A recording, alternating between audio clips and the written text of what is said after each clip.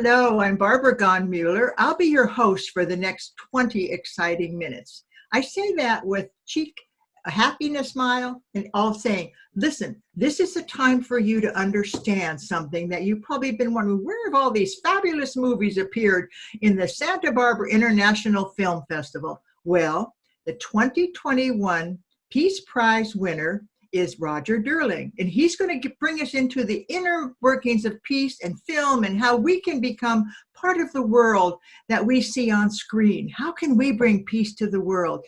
I'm also president of the United Nations Association for the last 10 years. Roger's been the executive director of the International Santa Barbara International Film Festival for 17 years and a professor at the City College for 12 years. This man knows what he is talking about. I've done a Google search on him today, and I can't stop talking about his recommendations. I'm calling up people and saying, you've got to watch this movie.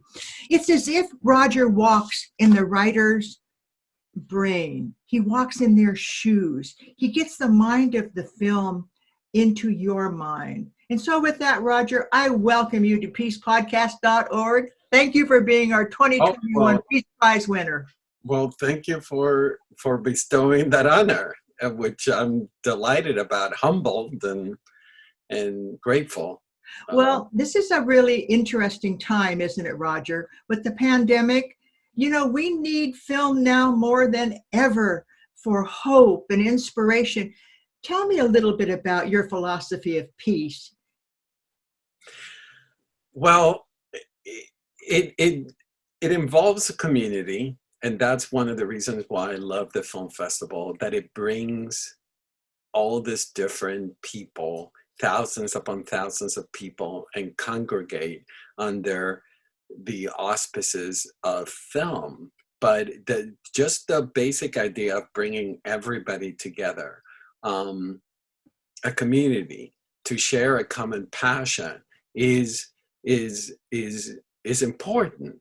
Now, then you provide an entry point to other points of view of other cultures, of other beliefs. And I think that aspect as well, the way that film is able to educate that we're all human beings and that we're all basically the same family. It's ultimately my philosophy. I mean, I'm not very sophisticated about speaking about what. I'm more of a doer. It's like I speak about the idea of community and educating, and I don't think I'm being articulate enough right now, but ultimately we do that. We bring in people together from different beliefs, different religions, different backgrounds. We bring them together, and then while we do that, at the same time, we put them in touch with other cultures and other subject matters that normally they wouldn't be introduced to. And ultimately what happens is that I feel that film is the ultimate equalizer. Think about the fact that we're all in the dark together watching a screen, and within that dark, it doesn't matter what background you are, it doesn't matter, you can't see the color of your skin, we're all sharing something, an experience together. You are so right. And Roger, you created the Santa Barbara International Film Festival. What made you go into international? And I thank you with all my heart, because I come from the United Nations and the United Nations Association, which takes care of the world. International, because it was essential, as I mentioned earlier, to introduce, to make the world smaller, for to represent. I mean, I think that you cannot just watch films that are about one particular country, whether you're in the United States, solely show American films in order to really understand film and nature and civilization. You need to expose yourself to all, films from all over the world, and then we find a commonality by and that's one of the things that I love the most about film, is the fact that I'm able to watch a film from, say, from Japan, and understand that they go through the same emotions and frustrations and fears that I undergo. And then we find common ground. And I think that once you find common ground, you're able to live, happily. Yeah. Common ground and conversation. This is the secret to our success, I think, with the International Film Festival. Let me read something from today's news press, where you were featured because of you getting the 2021 World Peace Santa Barbara United Nations Peace Prize. Through his unending dedication to film and community, Roger Durling has brought the world to Santa Barbara audiences through international films and introduced Santa Barbara to the world. The UNA and the Santa Barbara, I should say, officers of the world are now looking on at Roger because of what he has done to bring the world to us during the pandemic. We don't have to sit home and think, what's going on? We can go to the movies. There's one more thing I want to say, Roger. Your film recommendations are so real. I want to thank you for doing that. Do you do that every day? I did that. It started during the pandemic. It started on March 18th, 2020. I started every day sending a movie recommendation, because I knew that we were all going to be isolated and we were all going to be needing inspiration, refuge. And I've always found that in movies. I never expected that I was going to be writing for over a year on a daily basis. But I did. It started, as I said, very simple, a couple of paragraphs where I just recommended the film, and then eventually my educational side took over, and my daily movie recommendations became, lessons, on how to watch a film, how to appreciate film, and comment about what was happening at the time, in the world. To be honest, Barbara, I never thought anybody was reading them. I was having a dialogue with an imaginary reader, and then slowly but surely, because if you remember, we were so isolated, and so I felt that it was just a one-way street, me sending this letters out, and never expected to have any readership. And lo and behold, there were a lot of people reading them and looking forward to receiving them as well. Well, isn't that a compliment? Looking forward to receiving them. That's what I have become. I talked to Jack Freelander, who is one of your devoted fans, and he asked me to ask you a question. And because you are a professor at the City College, he asked me to ask you, how have the students changed about film, and what's going on in their minds as you begin your classes this year? Throughout the years, I have seen that students have become more devoted and more interested in the arts. I especially Santa Barbara City College, the past few years that they have the Promise program, where now students don't have to pay to go to City College. So I have seen the interest in how cinema affects their life. more and more. I've also, we're living in a very visual world now with Instagram and Facebook and the internet, and we're being bombarded with so much visual imagery, and students are starting to realize that in some ways they can be manipulated in good and bad ways, and understanding media literacy is essential in this day and age. And you don't have to study film to become a filmmaker.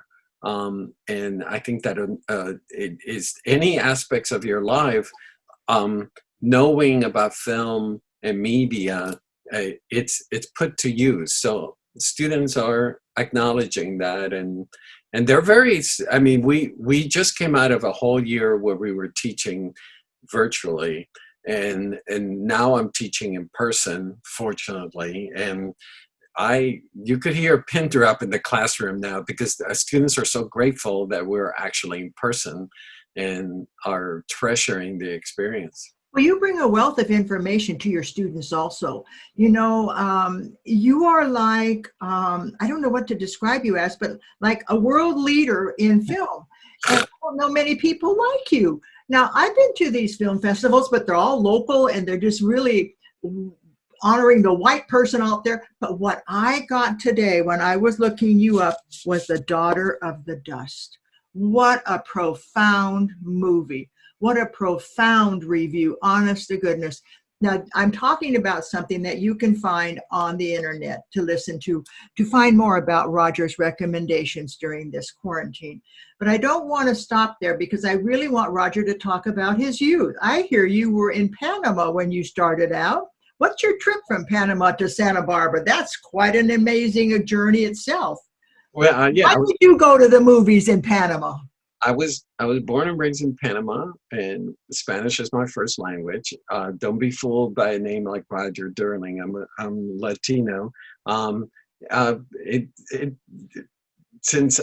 long as I can remember, I always found refuge in movies. I'm going to tell you a little detail that not many people know about is that you can see my glasses; they're tinted. It wasn't discovered until later in my life that I have light sensitivity. I get headaches and I squint a lot when there's bright lights. My prescription, although yes, I look rather cool with shades on, I have to wear them nonstop because of the sensitivity. But funny enough, when I was little, I found so much comfort being inside the movie theater. Because it's darkened, and the only light is from it's from the movies, but it's not a blinding light. So I found a lot of comfort.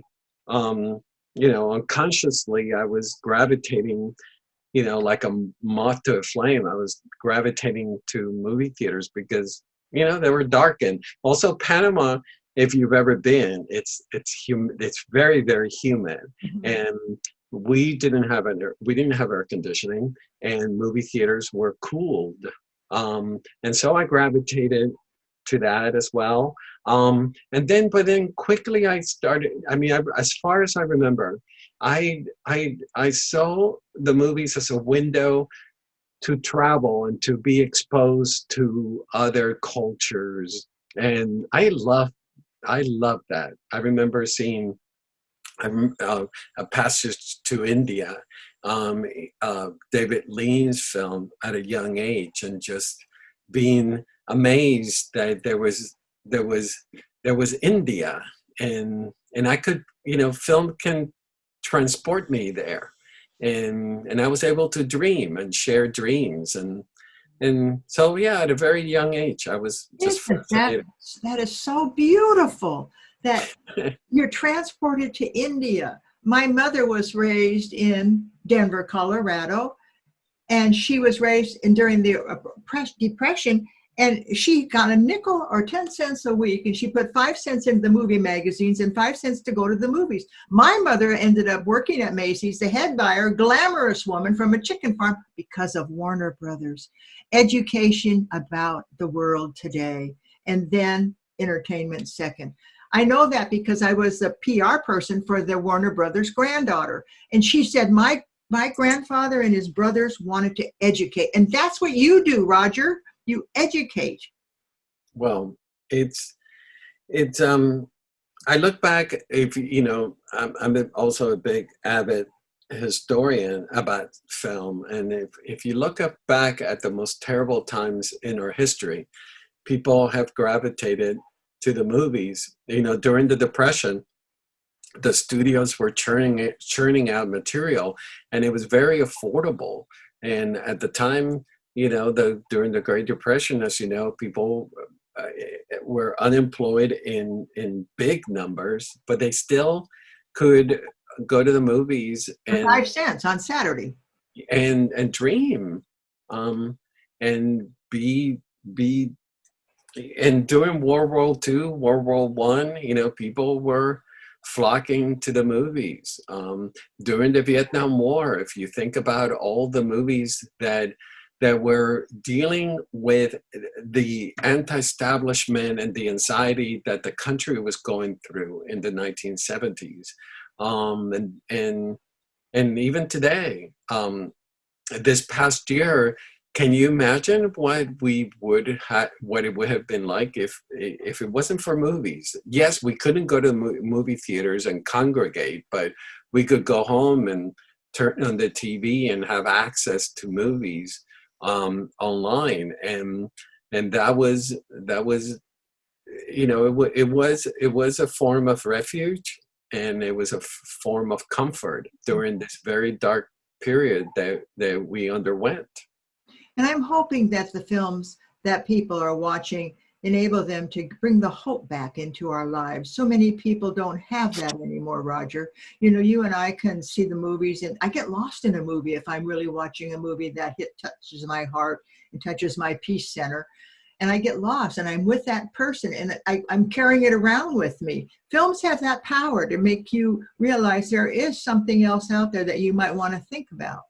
The also, and I think we've touched about it lightly, but I want to articulate it strongly, is that giving an outlet to different voices is essential of a film festival, and all, as well as you know, anybody who's teaching, is making audiences aware that there are female voices, that there are African American voices, that there is Jewish voices, there's Palestinian voices. Everybody deserves to be heard, and I'm very systematic about, in my class and when I program films for the film festival, that everybody has an equal place at the table,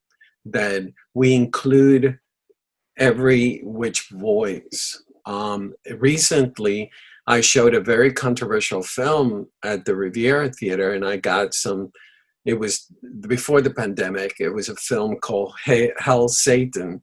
And the film was about this group of activists in Texas that use Satanism to fight, you know, government laws that, you know, and I got so much complaints from people for showing a film that, sight unseen, to them was glorifying Satanism, and I expressed that we need to hear every voice, even if it's not the voice we want to hear. It's actually, I think, in my life, when I have been open to receiving a form of dialogue that it's not my point of view, it has been those moments where I've done the most growth. It's just being able to listen and to be willing to receive and to listen different points of view, different ways of believing, etc. It's it's important. It's essential. It's absolutely essential for world peace that we hear what people are saying to find out where we might agree or maybe disagree, but that's not the point. The point is to open our mind and to be open to possibilities. My husband and I would travel the world because he was at the UN, and people would say, "Oh, how can you be so positive? Don't you know what's going on?" And we would say, "We certainly do. We do know what's going on." And we put that into our computer brain. But we focus on the world we want, and we bring that to the people we meet as we walk around and do our speeches. We talk about the world that could be one at peace, one without war. But that doesn't mean we don't know what's going on. That just means that's what we want. And what we want is so powerful. And that's what I see movies doing, giving us options, right, Roger? Absolutely. And they don't have to be in sync with your point of view. They could be an opposing view, but is your willingness to be open and your willingness to receive. And I think that's where change happens, where people listen to each other more, where people find commonality.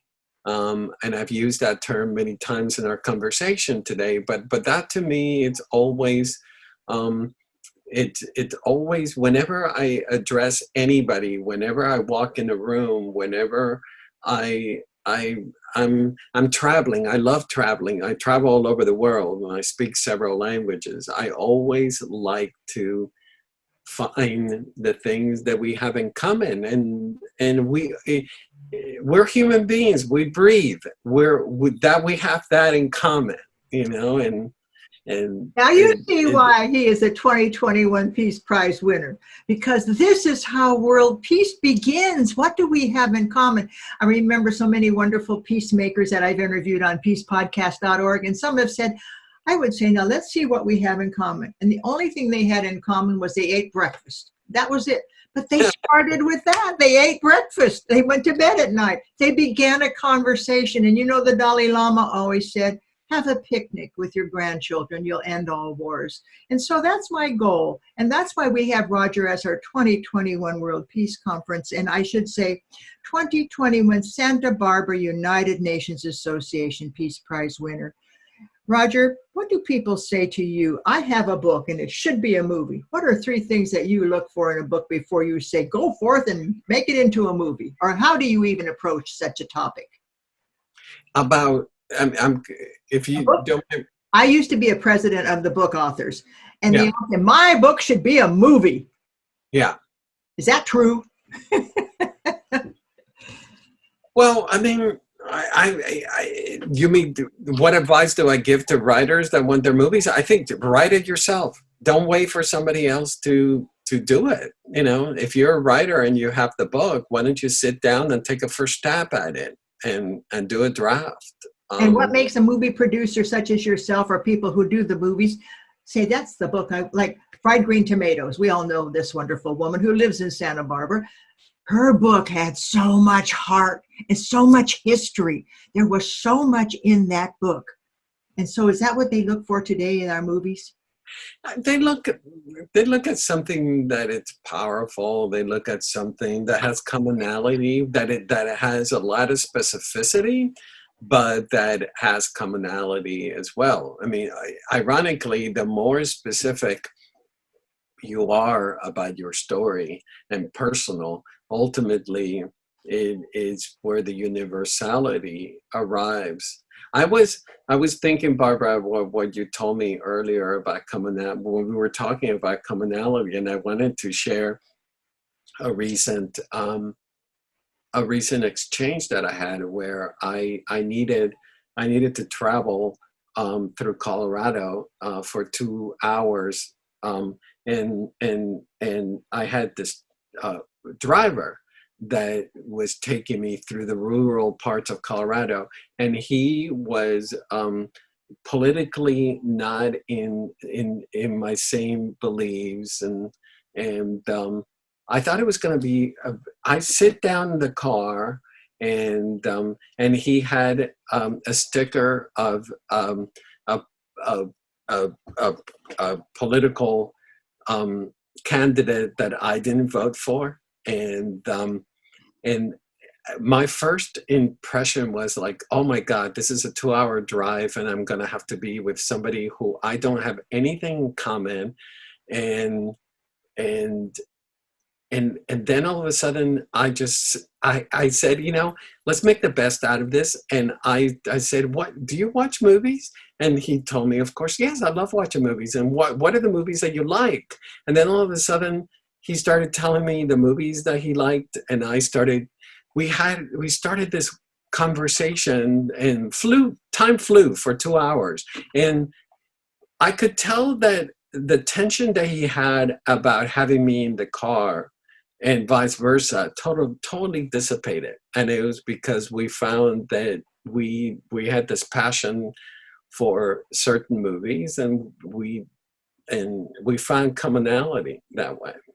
That's how you bring peace to a situation. You find that commonality. I've been in so many taxi cab driving peer situations where there wasn't a bit of information that I thought that person would share, but I'd say something like, what was your favorite song in high school? And they'd say things like, let there be peace on earth. And then the conversations would begin, just like with the movies, right, Roger? Yeah, and it's not just, I'm glad you bring up music. I think that art has that role. You can, art brings everybody together. Art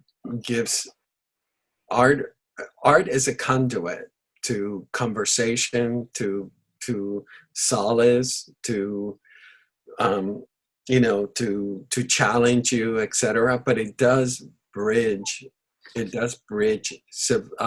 cultures and disparate political beliefs, etc. You always have commonality, with music. I love it that, in particular music is that you don't need translation. You just, the music is able to bring us closer. This is such an exciting conversation. There's so many of the heartstrings that you're pulling as you talk today, because I really see the value of movies. I see the value of music, and I see the value that Roger Durling for the last 17 years has brought to Santa Barbara. We've had the marquee at the Arlington filled with these glamorous people, but he always gets to the heart of them. And that's why I want you to join us. September 21, that's the International Day of Peace, which my late husband, Robert Mueller, actually helped invent at the United Nations. He said, we need one day where we have no wars, where we have no fighting. And that's the same day that usually the United Nations General Assembly meets, September 21st. The first International Day of Peace, and that began in the early 80s. And with that, we decided, okay, let's take advantage of this September 21, and let's have our Santa Barbara Peace Prize on the same day. You can join us, and this is the commercial, by Zoom to watch Roger and hear him and meet Peter Yeo, the director of the United Nations Foundation. He will be our keynote speaker. We have speaking of music, it brings peace and happiness. We're going to have a music repertoire, and then we're going to hear from Roger again. He's going to tell you about why he is so pleased to be the 2021 Peace Prize winner, and why I am so honored to have this Peace podcast. Roger, I always give the people who I've had the honor of interviewing the last word. What would you like to end with today, or do you have a dream for the world? Well, I'm definitely, it's been a trying year for everybody, and at times it's been hard to hang on to hope, and to be optimistic and persevere. And I just encourage people to remain optimistic, and to realize that peace and happiness is possible, and that it's at everybody's fingertips, and that we just need to work at it, and just be more optimistic, be more just kind to yourself and kind to others as well. I'm getting emotional just thinking about this, but that's what I ultimately believe, is that I think that you wake I'm up. crying right along with you. Kindness is such a universal, wonderful way to treat the world, isn't it? To be kind, even in the moment. Maybe it's in the gas station, a kind word, a kindness. But anyway, you're listening to Roger Durling. You know, I could just sit here all day and cry with him because we both believe that the heart speaks. And that's what you get through so many movies. I have so much I could say, but I want to thank all of you for joining us today. You see why Roger Durling is a 2021 Santa Barbara UNA Peace Prize awardee, because of his heart, what he's done for Santa Barbara. And it's an international film festival. And be sure you check him out on Google and many other things. Is there any place in particular you would like people to go to find out more about you, Roger? Well, I think that the Santa Barbara Film Festival website, excuse me, SBIFF.org. Mm-hmm. It's where to go. I mean, it's not just me that runs the film festival. You know, I have great staff and a great board of directors. I'm honored that I'm being singled out with the Peace Prize, but just know that I couldn't be where I'm at if it wasn't for the incredible festival staff, all the volunteers, and the board of directors. Yeah, I think I have to agree with you. The people around us make us even stronger, but they like that leadership that you bring. And that leadership is so valuable today. And we need that. We need more leaders out there. Don't expect somebody else to do it. You become the leader that our world needs today, listeners. And remember that Roger's films are available on YouTube and so many other places. And if you want to go to the International Film Festival, you just go to SBIFF. Isn't that correct? SBIFF.org. .org. And this is Roger Durling and Barbara Mueller saying thank you for joining us. And if you want to go to our wonderful International Day of Peace Festival, it's September 21 and it's on unasb.org. Get your ticket today. You don't want to miss it. Thanks, Roger. You were fabulous. Thank you, Barbara. What a joy to talk to you. And thanks again for honoring me. And I'm very humbled. Well, we're very honored, and we thank you with all our heart. Thank you. I'm Barbara Mueller saying watch many more of these peace podcasts. They're very short, but they're to inspire you to remember that peace is possible. And maybe you'll even pick up a film and say, I knew it was going to be good. Roger recommended it. Thank you for joining us. Bye for now.